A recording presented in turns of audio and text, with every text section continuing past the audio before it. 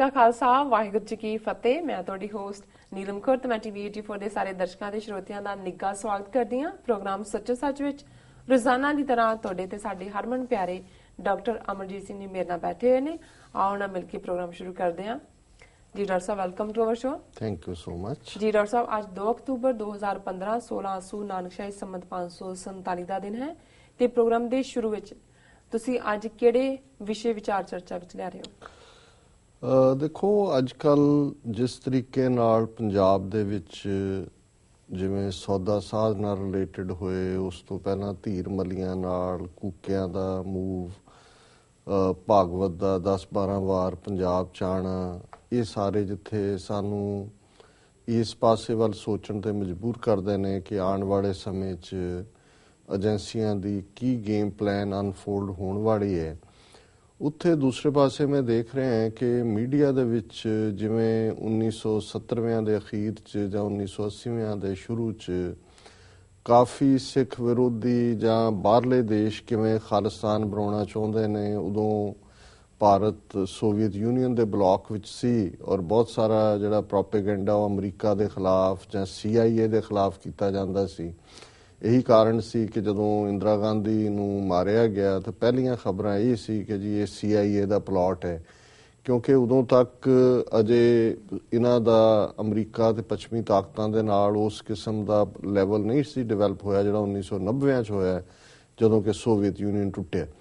ਪਰ ਇਸ ਦੌਰਾਨ ਸਾਨੂੰ ਵੀ ਇਸ ਗੱਲ ਦਾ ਕੋਈ ਬਹੁਤਾ ਇਲਮ ਨਹੀਂ ਹੈ ਕਿ ਕਦੇ ਅਮਰੀਕਾ ਨੇ ਜਾਂ ਪਾਕਿਸਤਾਨ ਨੇ ਖਾਲਿਸਤਾਨ ਦੀ ਲਹਿਰ ਦੇ ਵਿੱਚ ਕੋਈ ਦਿਲਚਸਪੀ ਦਿਖਾਈ ਸੀ ਜਾਂ ਉਹਨਾਂ ਨੇ ਕੋਈ ਇਸ ਬਾਰੇ ਗੰਭੀਰਤਾ ਦੇ ਨਾਲ ਕਿ ਵੈਸੇ ਵੀ ਕੋਈ ਵੀ ਇਸ ਕਿਸਮ ਦਾ ਸਿਰਫ ਇੱਕੋ ਇੱਕ ਜਿਹੜੀ ਸਟੋਰੀ ਅਕਸਰ ਘੁੰਮਦੀ ਹੈ ਡਾਕਟਰ ਜਗਜੀਤ ਸਿੰਘ ਚੌਹਾਨ ਕਿ ਉਹ 1960ਵਿਆਂ ਦੇ ਅਖੀਰ 'ਚ ਜਿਹੜਾ ਉਹ ਨਿਕਲਿਆ, ਕਿਉਂਕਿ ਦਰਸ਼ਨ ਸਿੰਘ ਫੇਰੂਮਾਨ ਦੀ ਸ਼ਹਾਦਤ ਤੋਂ ਬਾਅਦ ਉਹਨੇ ਸੰਤ ਫਤਿਹ ਸਿੰਘ ਦਲ ਦੇ ਨਾਲ ਆਪਣਾ ਕੁਛ ਅਲਾਇੰਸ ਕਰ ਲਿਆ ਸੀ, ਜਨਰਲ ਸੈਕਟਰੀ ਉਹਨੂੰ ਬਣਾ ਦਿੱਤਾ ਸੀ ਜੀ। ਔਰ ਇੰਗਲੈਂਡ 'ਚ ਆ ਕੇ ਉਹਨੇ ਜਿਹੜੀ ਹੈ ਸਿੱਖ ਹੋਮਲੈਂਡ ਦੀ ਗੱਲ ਕੀਤੀ, ਪਰ ਅਕਾਲੀ ਦਲ ਨੇ ਜਿਹੜਾ ਕਿ ਪੰਜਾਬ ਦੇ ਵਿੱਚ ਉਦੋਂ ਪਾਵਰ ਦੇ ਵਿੱਚ ਸੀ, ਉਹਨਾਂ ਨੇ ਆਪਣੇ ਆਪ ਨੂੰ ਡਿਸਐਸੋਸੀਏਟ ਕਰ ਲਿਆ। ਉਹਨਾਂ ਨੇ ਕਿਹਾ ਜੀ ਸਾਡਾ ਕੋਈ ਸਬੰਧ ਨਹੀਂ ਹੈ, ਉਹਨੂੰ ਕੱਢ ਦਿੱਤਾ ਜਨਰਲ ਸੈਕਟਰੀ ਤੋਂ ਹੀ। ਤੇ ਫਿਰ ਉਹਦੀ ਇੱਕ ਵਿਜ਼ਿਟ ਦਾ ਜ਼ਿਕਰ ਹੈ ਕਿ ਉਹ ਅਮਰੀਕਾ ਦੇ ਵਿੱਚ 1971-72 ਦੇ ਪੀਰੀਅਡ ਦੇ ਵਿੱਚ ਆਇਆ, ਜਦੋਂ ਕਿ ਉਸਨੇ ਇੱਕ ਛੋਟੀ ਜਿਹੀ ਐਡ ਵੀ ਨਿਊਯਾਰਕ ਟਾਈਮਸ ਲਵਾਈ ਕੌਮੀ ਆਜ਼ਾਦੀ ਦੀ। ਹਾਲਾਂਕਿ ਇੰਗਲੈਂਡ ਤੋਂ ਪਾਕਿਸਤਾਨ ਜਾਣ ਦਾ ਇਹ ਉਹੀ ਪੀਰੀਅਡ ਹੈ ਕਿ 1971 ਦਾ ਜਿਹੜਾ ਉਹ ਭਾਰਤੀ ਫੌਜ ਦਾ ਹਮਲਾ ਪੂਰਬੀ ਬੰਗਾਲ ਦੇ ਉੱਤੇ, ਜਿਹਨੂੰ ਬਾਅਦ ਦੇ ਵਿੱਚ ਬੰਗਲਾਦੇਸ਼ ਬਣਾ ਦਿੱਤਾ ਗਿਆ। ਸਾਰੇ 70ਵਿਆਂ 'ਚ ਜਾਂ 80ਵਿਆਂ 'ਚ ਕੋਈ ਦਿਲਚਸਪੀ ਸਾਨੂੰ ਨਜ਼ਰ ਨਹੀਂ ਆਉਂਦੀ ਕਿ ਅਮਰੀਕਾ ਨੇ ਕੋਈ ਸਿੱਖਾਂ ਦੇ ਜਾਂ ਖਾਲਿਸਤਾਨ ਦੇ ਮੁੱਦੇ ਤੇ ਕੋਈ ਇੰਟਰਸਟ ਸ਼ੋ ਕੀਤਾ ਹੋਏ ਜੀ। ਪਰ ਹੁਣ ਮੈਂ ਦੇਖ ਰਿਹਾ ਕਿ ਆਲ ਆਫ ਏ ਸਡਨ ਕੁਛ ਐਸੀਆਂ ਸਟੋਰੀਜ਼ ਮੀਡੀਆ ਦੇ ਵਿੱਚ ਜਿਹੜੀਆਂ ਨੇ ਉਹ ਪਲਾਂਟ ਕੀਤੀਆਂ ਜਾ ਰਹੀਆਂ ਜਾਂ ਲਿਆਂਦੀਆਂ ਜਾ ਰਹੀਆਂ, ਜਿਸ ਤੋਂ ਇਹ ਲੱਗਦਾ ਹੈ ਕਿ ਕੋਈ ਨਾ ਕੋਈ ਫਿਊਚਰ ਦੇ ਵਿੱਚ ਵੀ ਇਹਨਾਂ ਦੀ ਸਾਜ਼ਿਸ਼ ਏਜੰਸੀਆਂ ਦੀ, ਜਿਹਦੇ ਥੱਲੇ ਇਹਨੂੰ ਇਹ ਇੰਟਰਨੈਸ਼ਨਲ ਕੰਸਪੀਰੇਸੀ ਸਿੱਖਾਂ ਦੇ ਹਵਾਲੇ ਨਾਲ ਤਾਂ ਪਹਿਲਾਂ ਹੀ ਕੈਨੇਡਾ ਦੀ ਸਰਕਾਰ ਨੂੰ ਮਨਮੋਹਨ ਸਿੰਘ ਨੇ ਵੀ ਉਦੋਂ ਕਿਹਾ ਕਿ ਜੀ ਇਹ ਬੰਦ ਕਰਾਓ ਖਾਲਿਸਤਾਨ ਦੇ ਨਾਅਰੇ ਔਰ ਜਿਹੜੇ ਪ੍ਰੋਟੈਸਟ ਔਰ ਜਿਹੜੇ ਇਹਨਾਂ ਦੇ ਨਗਰ ਕੀਰਤਨ ਹੁੰਦੇ ਨੇ ਉਹਨਾਂ 'ਚ ਫੋਟੋਆਂ। ਅਮਰੀਕਾ ਦੇ ਨਾਲ ਸਿੱਧੀ ਗੱਲਬਾਤ ਕੀ ਕਿਹਾ ਕੀ ਨਹੀਂ ਕਿਹਾ, ਪਰ ਇੱਕ ਗੱਲ ਜ਼ਾਹਰ ਹੈ ਕਿ ਜਿਹੜਾ ਅਮਰੀਕਾ ਦਾ ਕਿਤੇ ਨਾ ਕਿਤੇ ਹੁਣ ਸਿੱਖਾਂ ਦੇ ਜਿਹੜੀ ਹੈ ਲੌਬੀ ਚੱਲ ਰਹੀ ਹੈ, ਜਿਵੇਂ ਇਸ ਵੇਲੇ ਜਿਹੜੀ ਯੂਨਾਈਟਿਡ ਸਟੇਟਸ ਕਾਂਗਰੈਸ਼ਨਲ ਸਿੱਖ ਕਾਕਸ ਹੈ, 50 ਤੋਂ ਜ਼ਿਆਦਾ ਉਹਦੇ ਮੈਂਬਰ ਨੇ ਜੀ।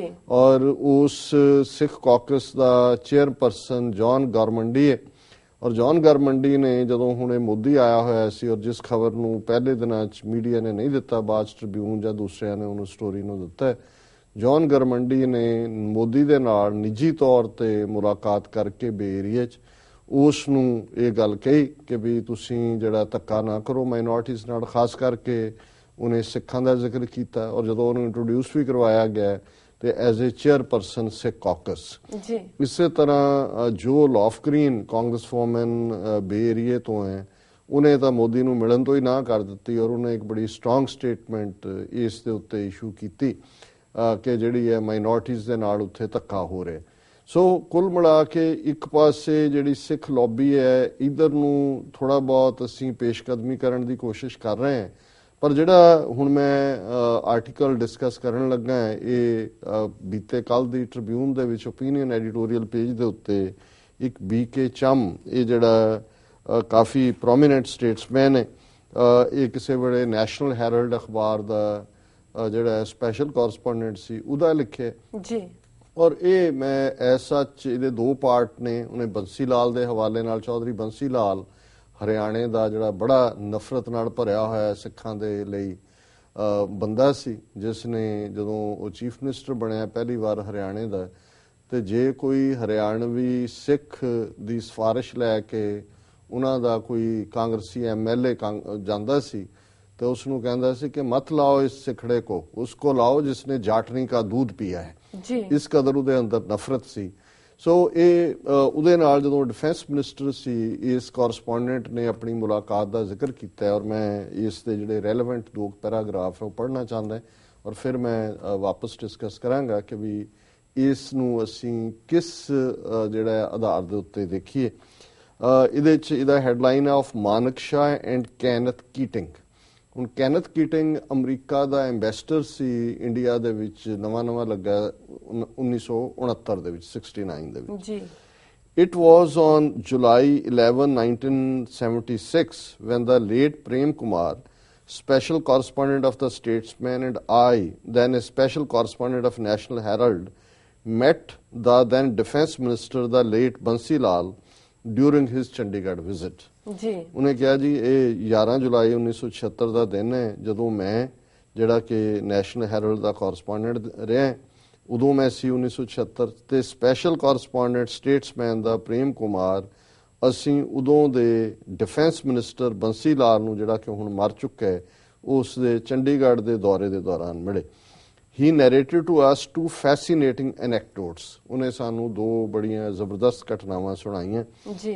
One was about Field Marshal Sam Manekshaw, a hero of the December 1971 war with Pakistan, and the other was about what had transpired between him and the new US ambassador to India, Kenneth Keating, in 1969 when he was the Haryana Chief Minister. ਉਹਨੇ 2 ਘਟਨਾਵਾਂ ਦੱਸੀਆਂ। ਇੱਕ ਦਾ ਸਬੰਧ SFJ ਮਾਨਕਸ਼ਾਹ ਨਾਲ ਹੈ, ਜਿਹੜਾ ਕਿ 1971 ਚ ਫੌਜ ਦਾ ਚੀਫ ਸੀ ਔਰ ਉਹਨੂੰ ਇੰਦਰਾ ਗਾਂਧੀ ਨੇ ਬਾਅਦ ਫੀਲਡ ਮਾਰਸ਼ਲ ਬਣਾਇਆ ਕਿ ਜੀ ਉਹ ਹੀਰੋ ਬੰਗਲਾਦੇਸ਼ ਦਾ। ਤੇ ਦੂਸਰੀ ਉਹਨੇ ਕਿਹਾ ਕਿ ਜਿਹੜਾ ਕੈਨਥ ਕੀਟਿੰਗ ਅਮਰੀਕਾ ਦਾ ਇੰਡੀਆ ਚ ਐਂਬੈਸਡਰ ਲੱਗਾ 1969 ਚ, ਉਹਦੇ ਨਾਲ ਸੰਬੰਧਿਤ ਹੈ। ਸੋ ਮਾਨਕਸ਼ਾਹ ਵਾਲੀ ਤਾਂ ਰੈਲੇਵੈਂਟ ਨਹੀਂ ਹੈ ਡਿਸਕਸ਼ਨ, ਮੈਂ ਦੂਸਰੀ ਘਟਨਾ ਵੱਲ ਸਿੱਧਾ ਜਾਂਦਾ ਜੀ। ਉਹਨੇ ਕਿਹਾ Bansi Lal next related what had happened during his meeting in 1969 with Kenneth Keating. ਉਹਨੇ ਕਿਹਾ ਜੀ ਬੰਸੀ ਲਾਲ ਨੇ ਦੱਸਿਆ ਕਿ 1969 ਚ ਕੈਨਥ ਕੀਟਿੰਗ ਨਾਲ ਜਿਹੜੀ ਮੀਟਿੰਗ ਹੋਈ ਉਹਦੇ ਚ ਕੀ ਗੱਲਬਾਤ ਹੋਈ। The US ambassador, accompanied by a US embassy representative, called upon the chief minister during his Chandigarh visit. ਬੰਸੀ ਲਾਲ ਨੇ ਕਿਹਾ ਕਿ ਉਦੋਂ ਮੈਂ ਚੀਫ ਮਿਨਿਸਟਰ ਸੀ ਹਰਿਆਣੇ ਦਾ ਔਰ ਕੈਨਥ ਕੀਟਿੰਗ ਨੇ ਇੱਕ ਹੋਰ ਐਮਬੈਸੀ ਦੇ EMPLOYEE ਨਾਲ ਉਹ ਮੈਨੂੰ ਮਿਲਣ ਆਇਆ Chandigarh. The first question Keating fired at me was ਕਿ ਪਹਿਲਾ ਸਵਾਲ ਜਿਹੜਾ ਕੀਟਿੰਗ ਨੇ ਮੈਨੂੰ ਪੁੱਛਿਆ, when is Khalistan going to be formed, ਕਿ ਖਾਲਿਸਤਾਨ ਕਦੋਂ ਬਣ ਰਿਹਾ। ਜੀ। ਹੁਣ ਇਹ ਅਮਰੀਕਾ ਦਾ ਐਂਬੈਸਡਰ ਜਿਹੜਾ ਨਵਾਂ ਲੱਗਾ, ਪਹਿਲੀ ਵਾਰ ਇੱਕ ਇਲੈਕਟਿਡ ਚੀਫ ਮਿਨਿਸਟਰ ਨੂੰ ਮਿਲ ਰਿਹਾ ਹਰਿਆਣੇ ਦੇ ਨੂੰ, ਜਿਹੜਾ ਕੋਈ ਸਿੱਖ ਨਹੀਂ ਹੈ, ਉਹ ਪਤਾ ਹੈ ਵੀ ਸਿੱਖ ਨਫ਼ਰਤ ਨਾਲ ਭਰਿਆ ਹੋਇਆ, ਤੇ ਇਹਦੇ ਕਹਿਣ ਮੁਤਾਬਕ ਅਮਰੀਕਾ ਦਾ ਐਂਬੈਸਡਰ ਮੈਨੂੰ ਪੁੱਛਦਾ ਹੈ ਕਿ ਜੀ when is Khalistan going to be formed, ਕਿ ਖਾਲਿਸਤਾਨ ਕਦੋਂ ਬਣ ਰਿਹਾ। ਜੀ। I paused for 2-3 minutes, ਕਿ ਮੈਂ 2-3 ਮਿੰਟ ਜਿਹੜਾ ਉਹ ਠਹਿਰਿਆ, ਪੌਜ਼ ਕੀਤਾ, during which time the ambassador asked some other questions about political issues, ਕਿ ਮੈਂ ਉਦੋਂ ਕੋਈ ਜਵਾਬ ਨਹੀਂ ਦਿੱਤਾ। 2-3 ਮਿੰਟ ਐਂਬੈਸਡਰ ਨੇ ਹੋਰ ਸਿਆਸੀ ਇਸ਼ੂਜ਼ ਬਾਰੇ ਸਵਾਲ ਪੁੱਛੇ। Outspoken and blunt as he was, Bansi Lal told the ambassador, ਇਹ ਹੁਣ ਬੰਸੀ ਲਾਲ ਦੀ ਤਾਰੀਫ ਕਰ ਰਿਹਾ ਹੈ ਕਿ ਜੋ ਬਹੁਤ ਆਊਟਸਪੋਕਨ ਸੀ, ਮੂੰਹ ਫੱਟ ਸੀ, ਬੜਾ ਬਲੰਟ ਸੀ, ਤੇ ਉਹਦੇ ਮੁਤਾਬਕ ਇਹ ਬੰਸੀ ਲਾਲ ਇਹਨਾਂ ਕੋਰਸਪੋਂਡੈਂਟਸ ਨੂੰ ਜਿਹੜਾ 1976 ਦੇ ਵਿੱਚ ਸੁਣਾ ਰਿਹਾ ਹੈ ਇਸ ਘਟਨਾ ਤੋਂ 7 ਸਾਲ ਬਾਅਦ ਕਿ ਜੀ ਮੈਂ ਐਂਬੈਸਡਰ ਨੂੰ ਕਿਹਾ, told the ambassador that Punjab and Haryana are brethren, ਕਿ ਪੰਜਾਬ ਤੇ ਹਰਿਆਣਾ ਭਰਾ ਨੇ।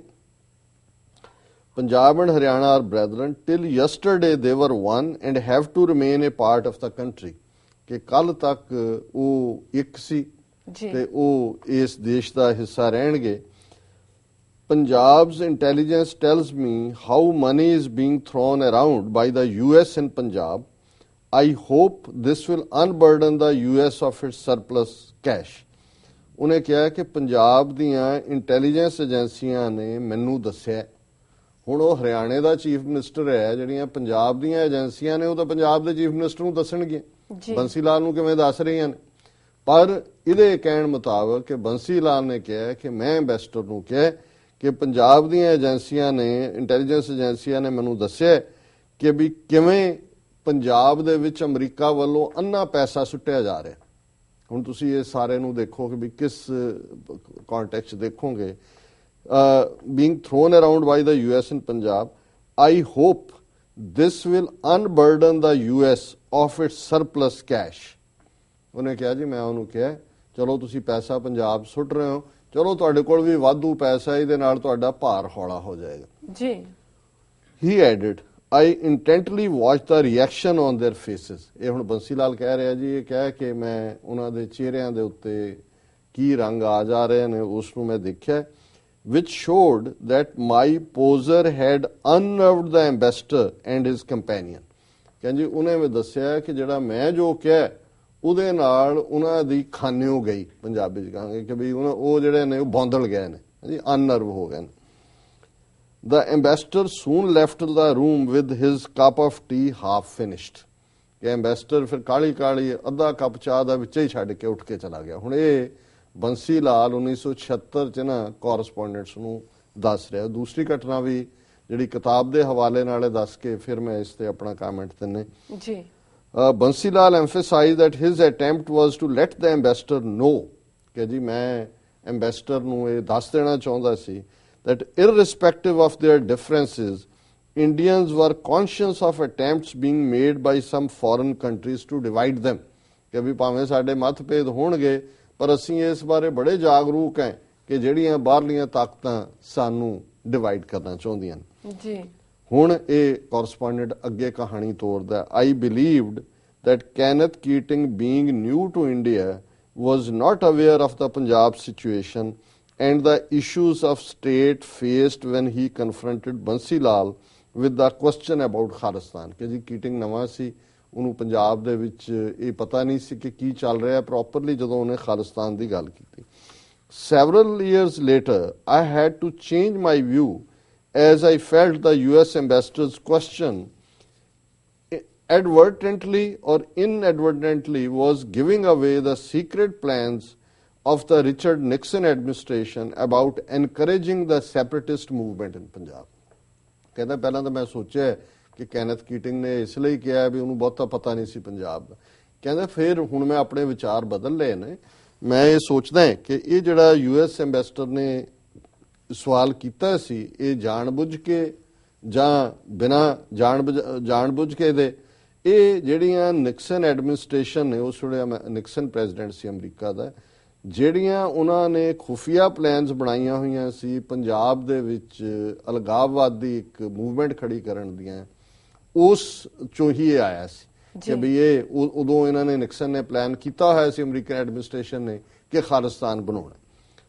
ਇਹ PTI ਰਿਪੋਰਟ ਪਬਲਿਸ਼ਡ, ਹੁਣ ਇਹਨੂੰ ਉਹ ਕੋਰੋਬੋਰੇਟ ਕਰ ਰਿਹਾ ਹੈ ਇੱਕ ਰਾਹ ਦਾ ਸਾਬਕਾ ਬੰਦਾ ਜਿਹਨੇ ਇੱਕ ਕਿਤਾਬ ਲਿਖੀ ਹੈ ਔਰ ਉਹਦਾ ਨਾਮ ਆਥਰ ਦਾ ਹੈਗਾ B. ਰਮਨ ਔਰ ਉਹਦੀ ਕਿਤਾਬ ਹੈ ਦਾ ਕਾਊਬॉयਜ਼ ਆਫ ਰਾ ਡਾਊਨ ਮੈਮਰੀ ਲੇਨ। ਹੁਣ ਕਾਊਬॉय ਕਿ ਇਹ ਉਹਦੇ ਨਾਲ ਹੈ ਕਿਉਂਕਿ ਇਹ ਉਹੀ RN ਕੌ ਹੈ ਜਿਹੜਾ ਕਸ਼ਮੀਰੀ ਬ੍ਰਾਹਮਣ ਇਸ ਰਾਹ ਏਜੰਸੀ ਦਾ ਮੁਖੀ ਸੀ ਔਰ ਜਿਹਨੇ ਇੰਦਰਾ ਗਾਂਧੀ ਦੇ ਨਾਲ ਰਲ ਕੇ ਜਿਹੜੀ ਪਲਾਨ ਜੂਨ 84 ਦੇ ਵਿੱਚ ਅਕਾਲ ਤਖਤ ਤੇ ਹਮਲੇ ਦੀ ਕੀਤੀ ਔਰ ਇਹ ਰਾਹ ਨਹੀਂ ਅੱਗੋਂ ਥਰਡ ਏਜੰਸੀ ਆਪਣੀ ਬਣਾਈ ਸੀ। ਸੋ ਇਹਨੇ ਕਾਊਬॉय ਇਸ ਤਰੀਕੇ ਨਾਲ ਲਿਖਿਆ ਕਿਉਂਕਿ ਅਮਰੀਕਾ ਦੇ ਵਿੱਚ ਜਿਹੜੀ ਟੈਕਸਾਸ ਸਟੇਟ ਹੈ ਉਹਦੇ ਜਿਹੜੇ ਇਨਹੈਬੀਟੈਂਟ ਨੇ ਮੋਸਟਲੀ ਹੈਟ ਹਾਰਸ ਸ਼ੂਟਿੰਗ, ਉਹਨਾਂ ਨੂੰ ਕਾਊਬॉयਜ਼ ਕਹਿੰਦੇ ਨੇ ਔਰ ਬਹੁਤ ਸਾਰੀਆਂ ਫਿਲਮਾਂ ਵੀ ਉਹਨਾਂ ਤੇ ਨੇ, ਬੜੇ ਮਾਰਸ਼ਲ ਮਾਰਕ ਹੋ ਰਹੇ। ਔਰ ਇਧਰ ਉਹਨੇ ਕੌ ਜਿਹੜਾ ਉਹਦਾ ਨਾਂ ਸੀ ਕਸ਼ਮੀਰੀ ਪੰਡਤ ਦਾ ਰਾਹ ਦਾ ਚੀਫ, ਉਹਨੂੰ ਕਾਊਬॉयਜ਼ ਆਫ ਜਿਹੜਾ ਰਾਹ ਡਾਊਨ ਮੈਮਰੀ ਲੇਨ, ਔਰ ਇਹ ਕਿਤਾਬ ਦਾ ਉਹਨੇ ਹਵਾਲਾ ਦਿੱਤਾ ਹੈ B. ਰਮਨ ਦੀ ਲਿਖੀ ਹੋਈ। ਉਹਨੇ ਕਿਹਾ PT ਰਿਪੋਰਟ ਪਬਲਿਸ਼ਡ ਇਨ ਨਿਊਜ਼ਪੇਪਰਸ ਇਨ ਜੁਲਾਈ 2007। ਹੁਣ ਇਹ ਬੰਸੀ ਲਾਲ ਨੂੰ ਨੇ 1976 ਚ ਕੋਟ ਕੀਤਾ, ਫਿਰ ਲਗਭਗ ਜਿਹੜਾ 32-33 ਸਾਲ ਬਾਅਦ 2007 ਦੀ ਰਿਪੋਰਟ ਕੋਟ ਕਰਦਾ, carried excerpts from Cowboys of Raw Down Memory Lane, written by B. Raman, who had retired as additional secretary in the cabinet secretariat, providing information about the CIA-ISI plans. ਹੁਣ ਇਹਨਾਂ ਨੇ CIA ਤੇ ISI ਨੂੰ ਜੋੜ ਦਿੱਤਾ, ਪਾਕਿਸਤਾਨ ਦੀ agency, ਪਹਿਲਾਂ ਬੰਸੀ ਲਾਲ ਦੇ ਮੂੰਹ ਸਿੱਧੇ ਐਂਬੈਸਡਰ ਦੀ ਗੱਲ ਕਹਾਣੀ, ਫਿਰ ISI ਨਾਲ ਜੋੜਨੀ। ਹੁਣ ਇਹ ਕਹਿੰਦੇ the report said the Nixon administration had initiated a covert action plan in collusion with General Yahya Khan's government in 1971 to encourage a separatist movement among the Sikhs for an independent state to be called Khalistan. ਜੀ ਹੁਣ ਪਾਕਿਸਤਾਨ ਨੂੰ ਆਪਣੀ ਜਾਨ ਦੇ ਲਾਲੇ ਪਏ ਹੋਏ ਸੀ। ਇਹ 1970-71 ਦੀ ਗੱਲ ਇਹਨੂੰ ਕੋਟ ਕਰ ਰਿਹਾ ਹੈ ਕਿ ਜੀ 1971 ਚ ਯਹੀਆ ਖਾਨ ਜਿਹੜਾ ਕਿ ਪ੍ਰੈਜ਼ੀਡੈਂਟ ਸੀ, ਉਹਦੇ ਨਾਲ ਮਿਲ ਕੇ ਪਾਕਿਸਤਾਨ ਦੀ ISI ਨਾਲ CIA ਨੇ ਪਲਾਨ ਬਣਾਈ ਸੀ ਕਿ ਅਸੀਂ ਖਾਲਿਸਤਾਨ ਦੀ ਮੂਵਮੈਂਟ ਨੂੰ ਖੜਾ ਕਰਨਾ। ਯਹੀਆ ਖਾਨ ਅੱਧਾ ਸ਼ਰਾਬੀ, ਆਪਣਾ ਦੇਸ਼, ਇਹ ਉਹੀ ਪੀਰੀਅਡ ਹੈ ਕਿ ਮੁਜੀਬੁਰ ਰਹਿਮਾਨ ਜਿਹੜਾ ਇਲੈਕਸ਼ਨਾਂ ਹੋਈਆਂ ਪਾਕਿਸਤਾਨ ਚ, ਮੁਜੀਬੁਰ ਰਹਿਮਾਨ ਦੀ ਪਾਰਟੀ ਨੈਸ਼ਨਲ ਅਵਾਮੀ ਲੀਗ ਜਿੱਤੀ, ਔਰ ਭੁੱਟੋ ਜਿਹੜਾ ਉਹ ਦੂਸਰੇ ਹਿੱਸੇ 'ਚ ਜਿੱਤਿਆ, ਦੋਨਾਂ ਦੀ ਕੋਈ ਸਹਿਮਤੀ ਨਹੀਂ ਬਣੀ ਔਰ ਫੌਜ ਭੇਜ ਦਿੱਤੀ ਯਹੀਆ ਖਾਨ ਨੇ ਉਧਰ। ਹੁਣ ਉਧਰ ਉਹ ਫੌਜ ਭੇਜ ਕੇ ਆਪਣੇ ਮੁਲਕ ਨੂੰ ਬਚਾਉਣ ਤੇ ਲੱਗਾ ਹੋਇਆ ਹੈ ਕਿ CIA ਦੇ ਨਾਲ ਰਲ ਕੇ ISI ਪੰਜਾਬ ਦੇ ਵਿੱਚ ਖਾਲਿਸਤਾਨ ਦੀ ਮੂਵਮੈਂਟ ਖੜੀ ਕਰ ਰਹੀ। ਔਰ 70-71 ਦਾ ਪੀਰੀਅਡ ਐਸਾ ਪੀਰੀਅਡ ਸੀ ਪੰਜਾਬ ਦੇ ਵਿੱਚ ਕੁਝ ਵੀ ਨਹੀਂ ਸੀ ਜੀ। ਸਦ ਫਤਿਹ ਸਿੰਘ ਜਿਹੜਾ ਉਹ 1966 ਤੋਂ ਬਾਅਦ ਇੰਗਲੈਂਡ ਆਇਆ, ਬਾਉਂਡਰੀ ਕਮਿਸ਼ਨ ਬਣਿਆ, ਜਿਹੜੀ ਹੈ 65 ਦੀ ਲੜਾਈ ਵੇਲੇ ਜ਼ਰੂਰ ਥੋੜਾ ਬਹੁਤ ਸੀ ਕਿ ਉਹਨੇ ਵਰਤ ਰੱਖਿਆ ਸੀ ਫਤਿਹ ਸਿੰਘ ਨੇ। ਫਿਰ ਸ਼ਾਸਤਰੀ ਨੇ ਕਮੇਟੀ ਬਣਾ ਦਿੱਤੀ, ਪੰਜਾਬੀ ਸੂਬਾ ਬਣ ਗਿਆ। ਉਦੋਂ ਤਾਂ ਸੈਂਟਰ ਟੋਪਲ ਕਰ ਰਹੀ ਸੀ ਪੰਜਾਬ 'ਚ ਸਰਕਾਰਾਂ, ਗੁਰਨਾਮ ਸਿੰਘ ਬਣ ਗਿਆ, ਦੂਸਰਾ ਬਣ ਗਿਆ, ਔਰ 1971 ਦੇ ਵਿੱਚ ਫਿਰ ਗਿਆਨੀ ਜ਼ੈਲ ਸਿੰਘ ਪੰਜਾਬ ਦਾ ਚੀਫ ਮਿਨਿਸਟਰ ਬਣ ਗਿਆ ਸੀ ਕਾਂਗਰਸ ਦਾ, ਔਰ ਅਕਾਲੀ ਜਿਹੜੇ ਨੇ ਉਹ ਬਿਲਕੁਲ ਰਾਊਟ ਆਊਟ ਹੋ ਗਏ ਸੀ, ਉਹਨਾਂ ਦਾ ਕੋਈ ਬੇਸ ਹੀ ਨਹੀਂ ਸੀ। ਤੇ ਅਕਾਲੀਆਂ ਨੇ ਕਦੇ ਵੀ ਖਾਲਿਸਤਾਨ ਦੀ ਗੱਲ ਜਾਂ ਖਾਲਿਸਤਾਨ ਦਾ ਨਾਰਾ ਨਹੀਂ ਲਾਇਆ। ਇੱਕੋ ਇੱਕ ਜਿਹੜਾ ਜਗਜੀਤ ਸਿੰਘ ਚੌਹਾਨ ਆਪਣੇ ਤੌਰ ਤੇ ਬਾਹਰ ਆਇਆ, ਨਾ ਉਹਦਾ ਉੱਥੇ ਬੇਸ ਸੀ ਨਾ ਇੱਥੇ ਬੇਸ ਸੀ। ਅਮਰੀਕਾ ਨੇ ਵੀ ਉਹਨੂੰ ਨਹੀਂ ਟੋਲਰੇਟ ਕੀਤਾ ਕਿਉਂਕਿ ਉਹ ਆਇਆ, ਫਿਰ ਉਸ ਤੋਂ ਬਾਅਦ ਉਹਨੂੰ ਕਦੇ ਆਣ ਵੀ ਨਹੀਂ ਦਿੱਤਾ ਗਿਆ। ਪਰ ਇਹ ਜਿਹੜੀ ਹੁਣ ਇਸ ਕਿਸਮ ਦੀਆਂ ਇਹ ਖਬਰਾਂ ਜਿਹੜੀਆਂ ਦਾ ਆਣਾ ਹੈ, ਇਹ ਮੇਰੇ ਮਨ ਦੇ ਵਿੱਚ, ਜ਼ਿਹਨ ਦੇ ਵਿੱਚ ਇਹ ਭਰ ਰਿਹਾ ਹੈ ਕਿ ਵੀ ਇਹ ਕਿੱਧਰ ਨੂੰ ਡਾਇਰੈਕਸ਼ਨ ਜਾ ਰਹੀ ਹੈ। ਹੁਣ ਇਹ ਕੋਟ ਕਰ ਰਿਹਾ ਕਿ ਜੀ ਉਦੋਂ ਯਹੀਆ ਖਾਨ ਦੀ ਸਰਕਾਰ ਜਿਹੜੀ ਹੈ ਉਹ ਇੱਕ ਸੈਪਰੇਟਿਸਟ ਸਿੱਖ ਮੂਵਮੈਂਟ ਖਾਲਿਸਤਾਨ ਦੀ ਚਲਾਉਣਾ ਚਾਹੁੰਦੀ ਸੀ। ਇਹ ਹੁਣ ਉਹਦੇ ਰਾਹ ਦੇ ਬੰਦੇ ਨੂੰ ਕੋਟ ਕਰ ਰਿਹਾ। In 1971, one saw the beginning of a joint covert operation by the US intelligence community and Pakistan's ISI to create difficulties for India in Punjab. Covert ਹੁੰਦਾ ਹੈ ਲੁਕਵਾਂ, ਜਿਹੜਾ ਅੰਡਰ ਦਾ ਟੇਬਲ, ਓਵਰਟ ਹੁੰਦਾ ਹੈ ਉੱਪਰ, ਕਿ ਬਈ ਇਹ ਜਿਹੜਾ ਖੁਫੀਆ ਆਪਰੇਸ਼ਨ, ਜਿਹੜਾ ਚੋਰੀ ਆਪਰੇਸ਼ਨ ਕਿ ਪੰਜਾਬ ਦੇ ਵਿੱਚ ਟਰਬਲ ਪੈਦਾ ਕਰਨ ਦੇ ਲਈ। ਸੰਤ ਪਿੰਡਰਾਂ ਵਾਲੇ ਜਿਹੜੇ ਨੇ ਉਹ 76-77 ਸੀ ਤੇ ਆਉਂਦੇ ਨੇ, 77 ਦੇ ਵਿੱਚ ਉਹਨਾਂ ਨੂੰ ਮਿਲਦਾ। ਈਵਨ 71-72 ਚ ਕੋਈ ਨਰਕਧਾਰੀਆਂ ਨਾਲ ਰਿਲੇਟਡ ਪਾਰਟ ਵੀ ਨਹੀਂ, ਔਰ 71 ਤੋਂ 75 ਤੱਕ ਐਸੀ ਕੋਈ ਚੀਜ਼ ਪੰਜਾਬ ਦੀ ਨਹੀਂ ਹੈ ਜਿਹਨੂੰ ਤੁਸੀਂ ਕਹੋ ਜੀ ਕਿ ਅਮਰੀਕਾ ਦੀ CIA ਨੇ ਜਾਂ ਪਾਕਿਸਤਾਨ ਦੀ ISI ਨੇ ਖੜਾ ਕੀਤਾ। The US interest in Punjab militancy continued for a little more than a decade. ਹੁਣ ਇਹ ਕਹਿੰਦੇ ਕਿ ਅਮਰੀਕਾ ਦਾ ਜਿਹੜਾ ਪੰਜਾਬ ਦੇ ਜੁਝਾਰੂਆਂ ਨਾਲ ਇੰਟਰਸਟ ਸੀ ਉਹ ਲਿਟਲ ਮੋਰ ਦੈਨ ਏ ਡੈਕੇਡ। ਹੁਣ ਜੇ ਇਹਦੇ ਕਹਿਣ ਮੁਤਾਬਕ 70-71 ਚ ਐਂਬੈਸਡਰ ਜਿਹੜਾ ਉਹ ਆ ਕੇ ਇਹ ਕਹਿ ਰਿਹਾ ਇਹਨਾਂ ਦਾ ਇੰਟਰਸਟ ਸੀ, ਤੇ ਮੋਰ ਦੈਨ ਏ ਡੈਕੇਡ ਦਾ ਮਤਲਬ ਹੈ 70 ਤੋਂ 80 ਤੱਕ ਡੈਕੇਡ 10 ਸਾਲ ਦਾ ਹੁੰਦਾ ਜੀ। ਤੇ ਮਿਲੀਟੈਂਸੀ ਤਾਂ ਸ਼ੁਰੂ ਹੀ 1980 ਚ ਹੋਈ ਹੈ। ਇਹ ਕਿਹੜੀ ਮਿਲੀਟੈਂਸੀ ਹੈ ਜਿਹਦੇ ਚ ਇਹਨਾਂ ਦਾ ਇੰਟਰਸਟ ਸੀ? ਪਰ ਫਿਰ ਉਹ ਕਹਿੰਦਾ ਹੈ ਕਿ ਜੀ for a little more than a decade and tapered off after the assassination of Indira Gandhi by 2 Sikh security guards on 31st October 1984. ਹੁਣ ਇਹਨੂੰ ਕਹਿੰਦੇ ਨੇ ਮਿਸ ਇਨਫੋਰਮੇਸ਼ਨ ਜੀ। ਇੱਕ ਹੁੰਦੀ ਹੈ ਅੱਗੋਂ ਇਸ ਤੋਂ ਡਿਸ ਇਨਫੋਰਮੇਸ਼ਨ। ਮੋਰ ਦੈਨ ਏ ਡੈਕੇਡ, 10 ਸਾਲ, 1984 ਤੋਂ ਉਹਨਾਂ ਦਾ ਇੰਟਰਸਟ ਖਤਮ ਹੋ ਗਿਆ। ਜਦੋਂ ਪੰਜਾਬ 'ਚ ਕੁਛ ਨਹੀਂ ਸੀ 70 ਚ, ਤੇ ਇਹ ਕਹਿੰਦੇ ਨੇ ਜੀ CIA ਨੇ ਉਹ ਕੋਵਰਟ ਆਪਰੇਸ਼ਨ ਕਰਨਾ ਸੀ।